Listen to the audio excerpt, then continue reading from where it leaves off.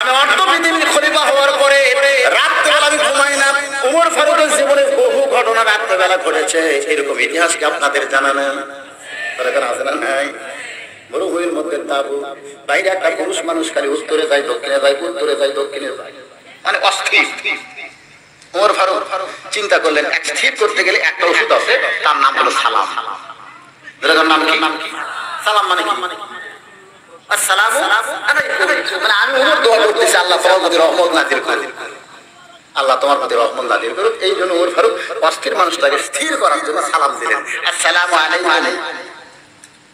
লোকটা চিৎকার করে বলতে চাই সালামের অর্থ জানো? ওমর ফারুককে বলতে চাই মিয়া তুমি সালামের অর্থ জানো? অজগবি সালাম দাও,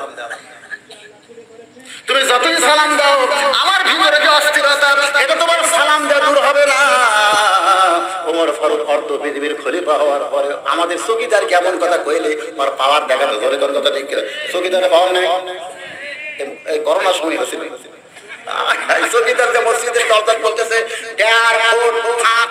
দাঁড়াতে হবে, চৌকিদারের কথা মতো সন্ধ্যায় ইমাম যদি বলে কাতারে ফাঁক রাখা যাবে না, তখন সমস্ত মুসল্লি বলবে চৌকিদারের কথার দাম বেশি, আপনার কথা চলবে না।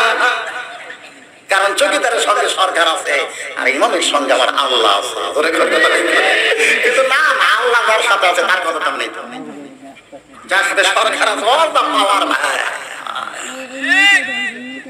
সারা জীবন ওয়াজ করে আমরা মসজিদে মুসল্লি জোগাবার পারি না, আর চৌকিদারে খালি একটা মাইকিং করলো 5 ওয়াক্তে 5 জন, জুমার নামাজে 10 জন, সে বছর রমজান মাস তারাবির নামাজে 12 জন, এর অধিক মসজিদে প্রবেশ করা যাবে না। এই রে চৌকিদারের পাওয়ার রে, এটা বুজরুকদের ওয়াজ কাটে। মসজিদ কমিটি এসে ইমামকে বলতে হুজুর আমরা সবাই সজাগ হলাম, আমরাই কয়জন? তো বলতেছে আপনার তো নামাজ পড়েন না, যদি বেশি হয় পুলিশ তো কমিটি ধরবে, এই ভয়ে আমরাই পড়ে ভাবছেন। কি কেবাসকে শুরু হলো ভাই? আপনার কি মনে করেন পাওয়ার নাই? অর্ধ পৃথিবীর খলিফার সামনে বলতেছে ওর ঘরকে পাওয়ার নাই, ঠাস করে যদি একটা চড় মারে।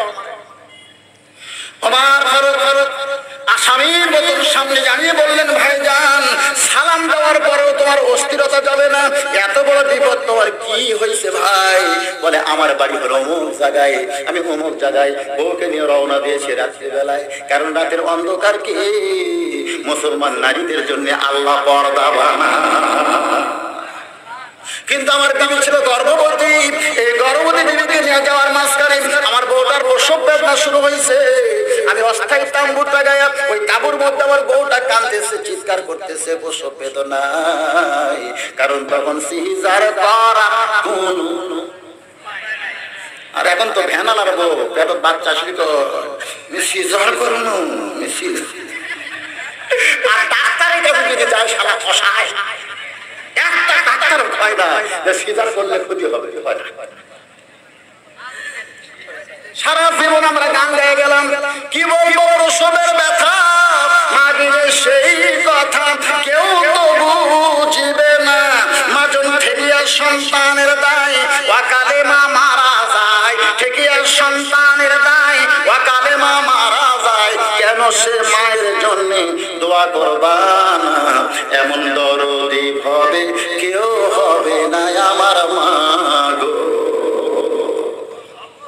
এখন আর প্রসবের বেদনা আছে আর টানাটানি আছে, দুই ধাত্রী মা এসে বসে আছে, টাইনে বার গেলে টাইম বার গেলে এই ছোলেরও কষ্ট হয় মায়েরও কষ্ট হয়, এখন আর কোনো কষ্ট নেই।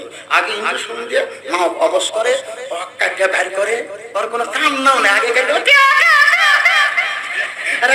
কাম দিই না, ওর এখনো 5 দিন পরে জন্ম হবে, ওকে আগে কাটিয়া বের করছে, ওর কান্না আছে।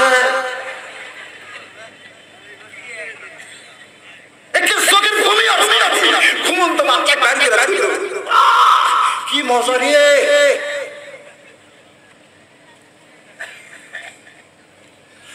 আমার মায়েরা শোনেন, মায়েরা খোটা দুধের দাম কাটিলে গায়ের কাম, পায়ের জুতা বানাইলো ঋণের শোধ হবে না, এমন যেমন দরদি হবে কেউ হবে না আমার মা গো।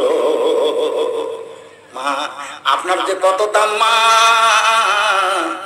ইসলাম আপনার দাম বাড়ায়া দিছে। সুবহানাল্লাহ বলেন না? লোকটা বলতেছে রে গভীর রাতের পথিক, আমার বউটা প্রসব বেদনায় অস্থির হয়ে গেছে, আমি এখন স্বামী হয়ে কি করবো? এই জন্য উত্তরে যাই দক্ষিণে যাই, আমার করার তো কিছুই নাই। উমর ফারুক বললেন তোমার করার কিছু না থাকলে আল্লাহর রাস্তায় আমার কিছু করতে দাও, কারণ আমার কাছে ভালো একটা ধাত্রীর খবর আছে। সুবহানাল্লাহ। আমার কাছে ভালো একটা ধাত্রীর খবর আছে। ওমর ফারুক তাড়াতাড়ি বাড়ি গেলেন। প্রতিদিন তো যায় তাহাজ্জুদের সময়, আজকে তাড়াতাড়ি গেছে। বউ তো দরজা করে সেই বউ বলতে দেখো জনগণের কথা আজকে মনে পড়তেছে না, আজকে রাস্তার যাই কি আমার কথা মনে হলো? এত তাড়াতাড়ি আইছেন কেন? খুশি হয়ে একেবারে বুকত নিবার তাই ওমর ফারুক সরে দেয়, বলতেছে জান্নাতে যদি যাবার চাও তাড়াতাড়ি অস্ত্র ফস্ত্র নিয়ে বাড়াও। কিসের অস্ত্র? বাচ্চা ধরা লাগবে। জান্নাতে যদি যাবার চাও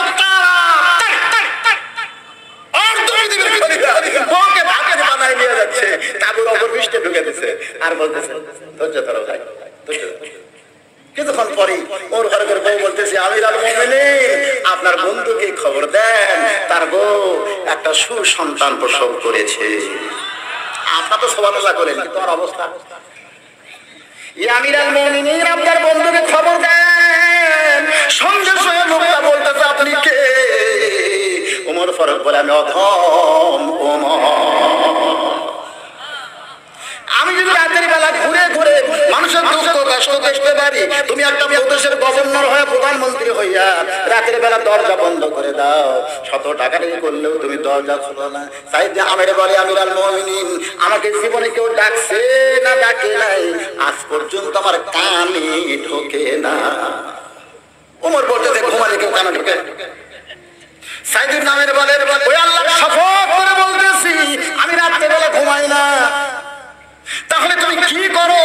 সাইদুর নামের বলে আমি 5 ওয়াক্ত নামাজ পড়াই, আমি সবচাইতে বড় মসজিদের 5 ওয়াক্ত নামাজ পড়াই, কিন্তু নামাজের ভিতরে ঢুকতে পারি না, কারণ নামাজের মধ্যে ঢুকতে গেলে আমার ঈমান বলে পিছনে মুসল্লি আছে।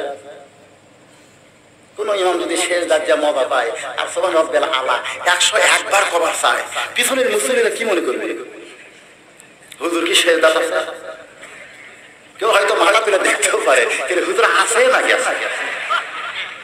এই জন্য শরীয়তের নিয়ম হলো 3 বার করে বলবা, 3 বারের বেশি বলা যাবে না। প্রয়োজনে কেউ 5 বারের কথা বলেছে সুবহান রাব্বিয়াল আলা।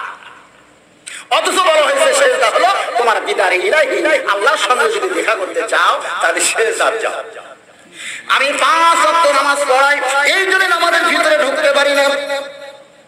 আমি নামাজের ভিতরে ঢোকার জন্য আল্লাহর কোরআন তেলাওয়াত করি, এশার নামাজের পরে ঘরের ভিতরে কোরআন তেলাওয়াত করি, আর যখন কোরআন তেলাওয়াত করি কোরআনের ভিতরে আল্লাহ আমারে ঢুকায় দেয়। সুবহানাল্লাহ। বিশ্বাস যদি না হয় আপনার এলাকার হাফিজি মাদ্রাসা যাবেন, আমার মাদ্রাসা আছে, আমি সকালবেলা দেখতে গিয়ে দেখি কবিতর যেরকম বাঁকে, কবিতরের বাঁক শুনছেন এরকম বলতেছে আর খালি বক বক করে বলতেছে। আমি ওকে বক বকানি বন্ধ করে ধরে পিছন দিক দিয়ে আসে একদম খপ করে ধরছে, যেই ধরেছি বন্ধ। আমি বললাম বড় ছেড়ে দেন, আমি বললাম বড় কই ছেড়ে দেন, আপনি না ছাড়া পর্যন্ত আমি পড়তে পারবো না। বাজান আল্লাহ কোরআনে বলেছেন ইজা যুকিরাল্লাহু ওয়াজিলাত কুলুবুহুম ওয়া ইজা তুলিয়াত আলাইহিম আয়াতুহু যাদাতুহুম ঈমানা ওয়া আলা রাব্বিহিম ইয়াতাওয়াক্কালুন। কোরআন পড়তে পড়তে আমি নামাজে দাঁড়িয়ে যাই, নামাজের ভিতরে ঢুকে যাই, দুনিয়ার কি আমারে ডাকছে আজও পর্যন্ত আমি শুনতে পাই নাই। যদি শুনতে পাইতাম অবশ্যই ঘরের দরজা খুলে দিতাম। ওমর ফারুক উড়ে এসে সাইয়েদ আমিরকে বুকের মধ্যে চাইপা ধরে বলে রে জনগণেরা, তোমাদের ভাগ্য ভালো, এমন একজন প্রধানমন্ত্রী পেয়েছো।